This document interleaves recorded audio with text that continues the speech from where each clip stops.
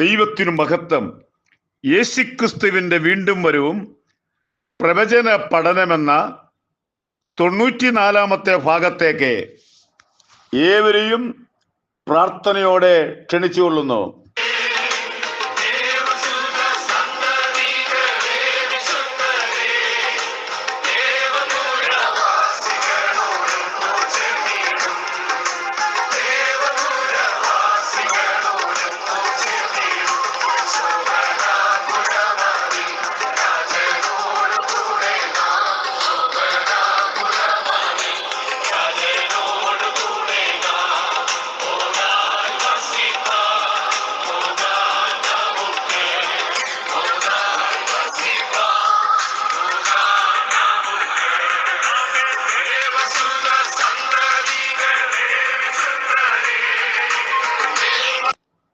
ഇന്നത്തെ ഭാഗം ദൈവരാജ്യത്തിലെ പ്രവേശനം. നമ്മുടെ കർത്താവായ യേശുക്രിസ്തു താൻ ഭൂമിയിലായിരുന്നപ്പോൾ ഒരു വലിയ പണ്ഡിതൻ നിക്കോദിമോസ്, അദ്ദേഹം ഒരു ഇസ്രായേലിന്റെ ഒരു അധ്യാപകനാണ്. അദ്ദേഹം രാത്രിയിൽ യേശുവിന്റെ അടുക്കൽ വന്ന് പല കാര്യങ്ങൾ പറഞ്ഞപ്പോൾ യേശു കൊടുത്ത മറുപടി യോഹന്നാൻ 3:3 നിക്കോദിമോസിനോട് പറഞ്ഞ ഇപ്രകാരമാണ്: ആമേൻ ആമേൻ, പുതുതായി ജനിച്ചില്ല എങ്കിൽ ദൈവരാജ്യം കാണാൻ കഴിയുകയില്ല. ബൈബിളിനകത്ത് പറയുന്നത് ആമേൻ ആമേൻ എന്നാണ്. പക്ഷേ നമ്മൾ പറഞ്ഞ് അത് ആമീൻ എന്നായിപ്പോയി. വെളിപ്പാട് 22-ാം അധ്യായത്തിന് 20-ാമത്തെ വാക്യവും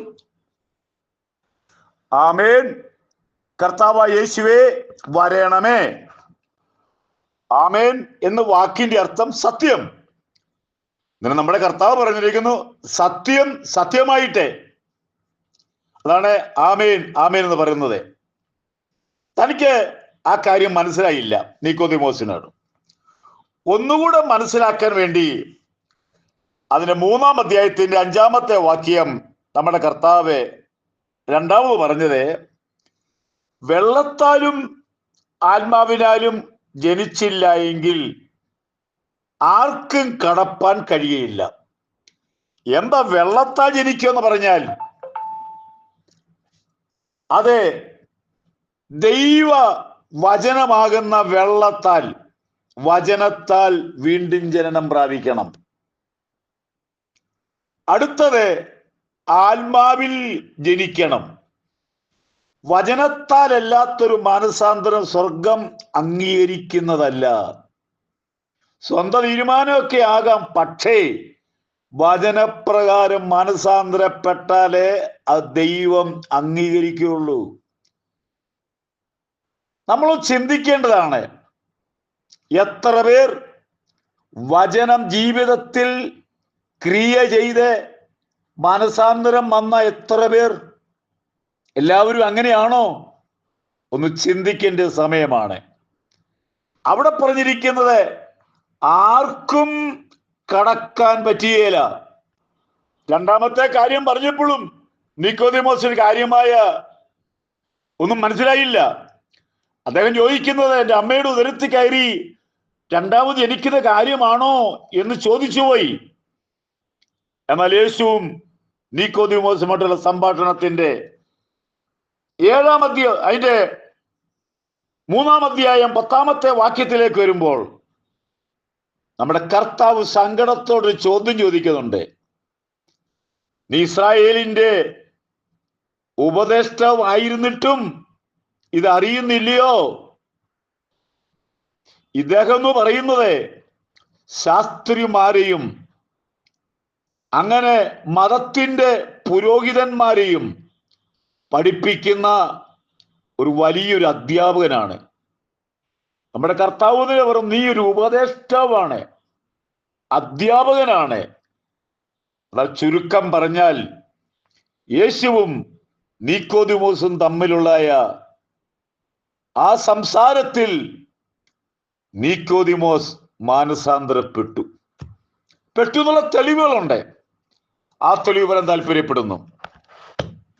യോഹന്നാൻ 7-ാം അധ്യായം അതിന്റെ 45 മുതൽ 52 വരെ നമ്മൾ പഠിക്കണം.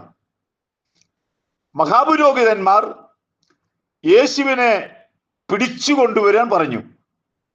ചേവകരെ വിട്ടു. ചേവർ എന്ന് പറഞ്ഞാൽ അവരുടെ മതത്തിന്റെ പോലീസ്, അല്ല, മതത്തിന്റെ സംരക്ഷണയ്ക്ക് വേണ്ടിയുള്ള പോലീസ് എന്ന് വേണേ പറയാം. യേശുവിനെ പിടിക്കാൻ വേണ്ടി ചെന്നപ്പോൾ യേശു അവിടെ സംസാരിച്ചുകൊണ്ടിരിക്കുകയാണ്. തന്റെ സംസാരത്തിൽ തൊടാൻ പറ്റിയില്ല. അത്ര മനോഹരമായ ലാവണ്യമായ സംസാരമായിരുന്നു. സേവകര് നേരെ മഹാപുരോഹിതന്റെ അടുക്കലും ശാസ്ത്രിമാരുടെ അടുക്കലും കടന്നു വന്നു. യേശുവിന്റെ സംസാരത്തിൽ ഞങ്ങൾക്ക് പിടിക്കാൻ പറ്റിയില്ല. പരീശന്മാർ ചോദിച്ചു, നിങ്ങളും തെറ്റിപ്പോയോ? അതിന്റെ 50-ാമത്തെ വാക്യം വായിക്കുമ്പോൾ, അവരിൽ ഒരുത്തനായി മുമ്പേ അവന്റെ അടുക്കൽ വന്നിരുന്ന നീക്കോദിമോസ് അവരോട്, ഒരു മനുഷ്യന്റെ വാമൊഴി ആദ്യം കേട്ട് അവൻ ചെയ്യുന്നത് ഇന്നതെന്ന് അറിഞ്ഞിട്ടില്ലാതെ നമ്മുടെ ന്യായപ്രമാണം അവനെ വിധിക്കുന്നുവോ? തന്റെ മനോഹരമായ വാക്ക്, നിയമത്തിന്റെ വാക്ക് പറഞ്ഞപ്പോൾ അദ്ദേഹത്തെ ഏറ്റവും അധികം അപമാനിച്ചു. അവർ അവനോട്, നീയും ഗലീലക്കാരനോ എന്ന് പറഞ്ഞാൽ അന്ന് ഏറ്റവും മോശമായി ജനങ്ങളെ അപമാനിക്കുന്ന ഒരു വാക്കാണ് നീയും ഗലീലക്കാരനോ.